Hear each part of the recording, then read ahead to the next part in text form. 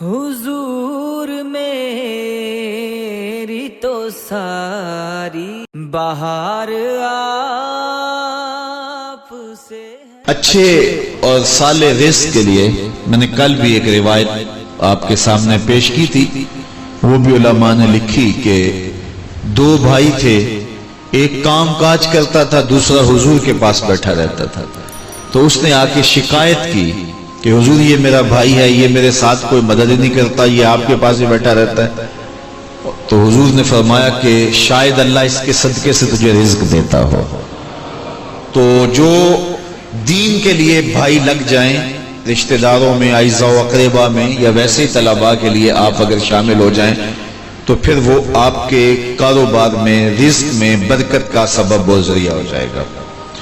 ایک اور چیز حضور نے فرمائی، حل تنصرون وترزقون الا بدعفائکم، فرمایا تمہیں جو رزق دیا جاتا ہے اور بعض امور میں تمہاری مدد کی جاتی ہے اور مشکل حالات ہوتے ہیں، حالات ٹال دیے جاتے ہیں۔ میرے حضور نے فرمایا تمہیں پتہ ہے وہ ایسا کیوں ہوتا ہے؟ حل تنصرون وترزقون، تمہیں جو رزق بھی دیا جاتا ہے، بعض اوقات ایسا ہوتا ہے ایک بندہ بڑی محنت کرتا ہے، نتائج نہیں ملتے، ایک بندے کی تھوڑی محنت ہوتی ہے لیکن دروازے کھلتے چلے جاتے ہیں، مشکل میں پھنس جاتا ہے، کوئی ایسا سبب لگ جاتا ہے کہ راستے کھل جاتے ہیں، تو بندہ کہتا ہے کہ پتہ نہیں یہ کیا ہوا۔ تو حضور نے فرمایا کیا جانتے ہو، حل تنصرون وترزقون، تمہاری یہ جو مدد ہوئی اور تمہیں جو رزق کی کشادگی عطا کر دی گئی، یہ کیوں ہوئی ہے پتہ ہے؟ الا بدعفائکم، کہا تم معاشرے کے جن کمزور لوگوں کی مدد کی ہے یہ ان کی دعاؤں کا نتیجہ ہے۔ اپاہج، کمزور، لاچار، اراملہ، یتامہ، مساکین، یار جب کوئی شخص کسی یتیم کی مدد کرتا ہے اور ان کے گھر میں چولہا جلتا ہے تو عرش کا رب کتنا راضی ہوتا ہے۔ جب کوئی دکھیے کے کام آتا ہے اور اس کی اعانت کرتا ہے تو پھر وہ راضی ہو جاتے ہیں۔ غریب پھنسے ہوئے ماں باپ، گھر بیٹی جوان ہو رہی ہے اور بڑھاپے کی طرف اس کا رخ ہو رہا ہے اور ان کے پاس ہمت نہیں ہے کہ بیٹی کو اٹھا سکیں، تو کوئی صاحب ثروت چپکے میں جا کے ان کی مدد کر دیتا ہے کہ تیری بیٹی میری بیٹی ہے اور اس کو تو نے گھر کی دہلیز سے اٹھانا ہے، تو پھر وہ ایک دم خوش ہو جاتا ہے اور آسودہ ہو کے اس کا انتظام کرتا ہے اس کی شادی کا۔ تو کوئی جانتا ہے کہ اس بوڑھے ماں باپ کے دل سے کتنی دعائیں نکلتی ہیں اور اس جو ہے وہ بیٹی کے دل سے کتنی تمنائیں اور کتنی جو ہے وہ نیک جذبات ان اشخاص کے لیے ہوتے ہیں جو ان کی مدد کے لیے کھڑے ہوئے۔ تو کوئی اس کا وزن ہے؟ کوئی وزن نہیں کر سکتا کہ اللہ تعالیٰ اس کی برکت کتنی عطا کرتا ہے۔ تو میرے حضور نے ارشاد فرمایا تمہیں جو رزق دیا جاتا ہے، مصائب سے تمہیں بچا لیا جاتا ہے، آتی آتی تکلیف ٹل جاتی ہے، تمہاری نصرت دشمن کے مقابلے میں ہوتی ہے، حاسدین کے مقابلے میں تم کھڑے ہو جاتے ہو، فرمایا تمہیں پتہ ہے یہ تمہیں کیوں ایسا ہوتا ہے؟ فرمایا الا بدعفائکم، جو تمہارے معاشرے کے کمزور لوگ ہیں جن کی تم نے مدد کی، فرمایا یہ ان کی دعاؤں کا نتیجہ ہوتا ہے۔ ان کے اٹھے ہوئے ہاتھ اللہ کبھی خالی نہیں موڑتا ہے۔ اس لیے لاچار لوگوں کی، دکھی لوگوں کی، بے بس اور بے آسرا لوگوں کی مدد کے لیے کھڑے ہو جایا کرو۔ وہ کسی نے کہا تھا کہ بڑوں کی بڑی بڑی خدمتوں سے وہ سکون نہیں ملتا جو چھوٹے چھوٹے لوگوں کی چھوٹی چھوٹی خدمتوں سے مل جاتا ہے۔ بڑوں کی بڑی خدمتیں بھی کریں تو وہ راضی نہیں ہوتے، لیکن چھوٹوں کی چھوٹی چھوٹی خدمتیں، یار غریب کو تو پیار سے کھڑا کر کے اس کے پشت پہ شفقت کا ہاتھ پھیر دیں تو وہ سارا دن خوشی سے گزار دیتا ہے کہ آج جو ہے وہ فلاں صاحب نے مجھے تکریم دی ہے، مجھے عزت دی ہے۔ تو میرے حضور نے فرمایا کہ تمہاری جو مدد ہوتی ہے اور رزق دیا جاتا ہے یہ تمہارے کمزوروں کی وجہ سے اللہ تعالیٰ تمہارے اوپر کرم فرماتا ہے۔ اچھا، ایک اور ذریعہ رزق کے اضافے کا حضرت عبداللہ ابن مسعود رضی اللہ تعالی عنہ کی مرویات سے۔ یہ حضرت عبداللہ ابن مسعود جلیل القدر صحابی ہیں، ان کے ہاں بیٹیاں ہی بیٹیاں تھیں۔ اچھا، جب ان کا آخری وقت آیا اور یہ بڑے سخت بیمار ہو گئے تو تو نزع کی سی کیفیت طاری ہو گئی. تو حضرت عثمان غنی رضی اللہ تعالیٰ عنہ ان کا حال پوچھنے آئے. تو جب حال پوچھا، بیٹھے، گفتگو ہوئی، واپس چلنے لگے، تو حضرت عثمان غنی نے اشرفیوں کی 2 تھیلیاں نکال کے حضرت عبداللہ ابن مسعود کو پیش کی. تو انہوں نے کہا کہ مجھے تو اس کی ضرورت نہیں ہے، میں تو اس دنیا سے جا رہا ہوں، تو یہ مجھے کیوں دے رہے ہیں؟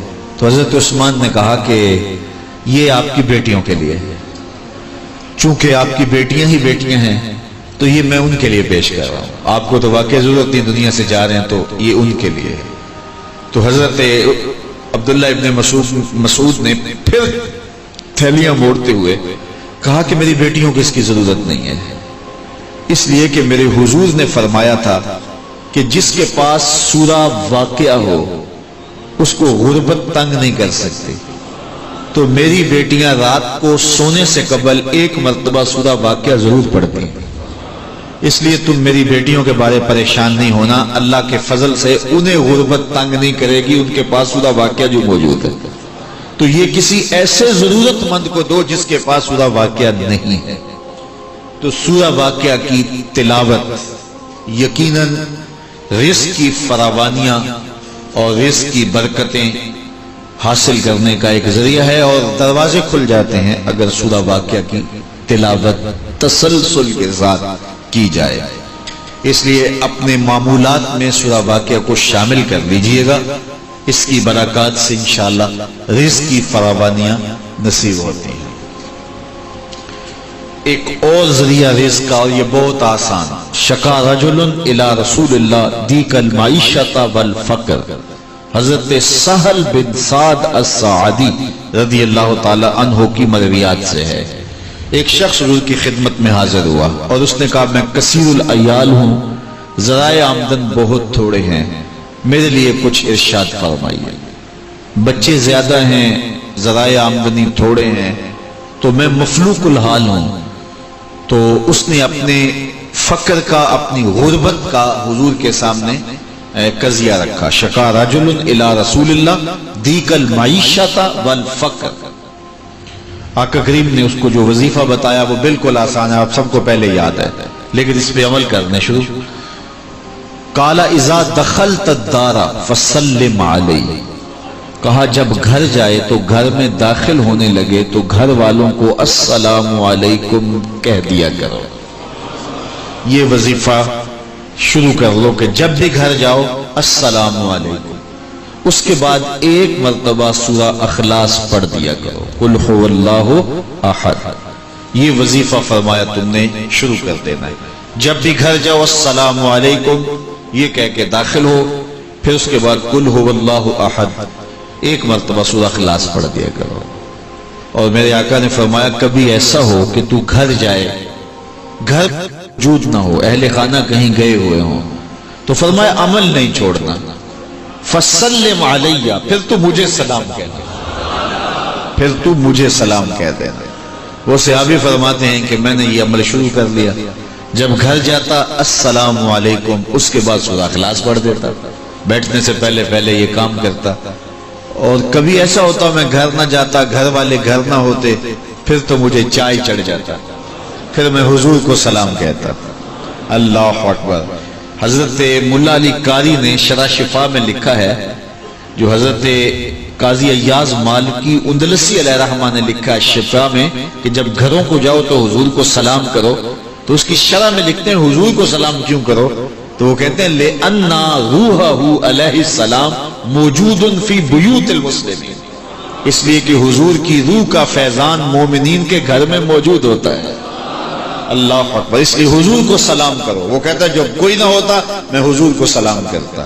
وہ اپنے نام لیواؤں کو تنہا چھوڑتے کب ہیں، جہاں ہم دم نہ ہو کوئی وہاں سرکار ہوتے. تو کہا اس کے بعد سورہ اخلاص پڑھ دیتا. یہی میرا عمل رہا. پھر اس کا فائدہ کیا ہوا؟ وظیفہ حضور نے بتایا تھا، اور جب بھی جاتا السلام علیکم سورہ اخلاص، کوئی نہیں ہے تو حضور کو سلام اور سورہ اخلاص. کہتے میں نے عمل شروع کر دیا حتی افاد اللہ جیرانہ. اس عمل کی برکت سے میں نے تو امیر ہونا ہی ہونا تھا، میرے ہمسائے بھی امیر ہو گئے. ایسی برکتیں، ایسی رحمتیں اتری کہ میرے ہمسایوں کے ہاں بھی فراوانیوں اور برکتوں کا نزول ہونے لگا۔ اسی طرح رزق کی فراوانی کا ایک اور ذریعہ ہے، اور وہ یہ انفاق فی سبیل اللہ۔ جب اللہ کی راہ میں آپ خرچ کریں گے تو پھر اس سے رزق بڑھتا ہے، جبکہ ہماری عقل و خرد کے فیصلے یہ ہیں کہ مال میں سے کچھ نکالا جائے تو ہمارا ریاضی اور حساب یہی کہتا ہے کہ کچھ کم ہوتا ہے، ہمارے کیلکولیٹر کا نتیجہ بھی یہی ہے، ہمارا اکاؤنٹنٹ بھی یہی کہتا ہے کہ اتنے نکال دو گے تو باقی اتنے بچیں گے۔ لیکن میرے حضور نے فرمایا کہ میں قسم اٹھا کے کہتا ہوں کہ صدقے سے مال کم نہیں ہوگا۔ ہمارے بزرگ فرمایا کرتے تھے کہ وہ پرانے زمانے میں کنویں سے پانی نکال کر کے کھیتیاں سیراب ہوتی تھیں، بعد میں یہ جو ہے وہ ٹیوبل آ گئے تو ان کی ضرورت نہ رہی، لیکن وہ کنویں کافی دیر لوگوں نے بند نہیں کیے تھے کہ پتہ نہیں کبھی پھر ان کی ضرورت دوبارہ نہ پڑ جائے، تو دیر تک وہ کنویں ہم نے بھی دیکھے، اب تو تقریباً بند ہو گئے، لیکن آج سے 10-15 سال پہلے چلے جائیں تو ہر گاؤں میں کنووں کے نشانات موجود تھے، اور بعض میں وہ پرانی مالا بھی لٹک رہی ہوتی تھی، وہ ٹنڈے وغیرہ، تو پرانے کنویں ہم نے دیر تک دیکھے، تو ان کنووں کو کسی نے بند نہیں کیا تھا، دیر تک وہ جاری رہے۔ تو میرے بزرگ فرمایا کرتے تھے کہ اب ان کنووں سے پانی نکالو تو گدلا بھی ہے، میلا بھی ہے، اور بہت نیچے بھی چلا گیا ہے، جبکہ انہی کنووں کا پانی تازہ بھی تھا اور شفاف بھی تھا اور بہت اوپر بھی تھا۔ کہا جب یہ کنویں باہر فیض دیتے تھے نیچے سے سوتے پھوٹتے تھے، جب انہوں نے باہر دینا چھوڑ دیا اللہ نے بھی عطا کرنا چھوڑ دیا، اب یہ بند ہو گئے۔ تو رزق کا معاملہ بھی یہ ہے، جب اس کی راہ میں دیتے رہو گے تو اللہ عطا کرتا رہے گا۔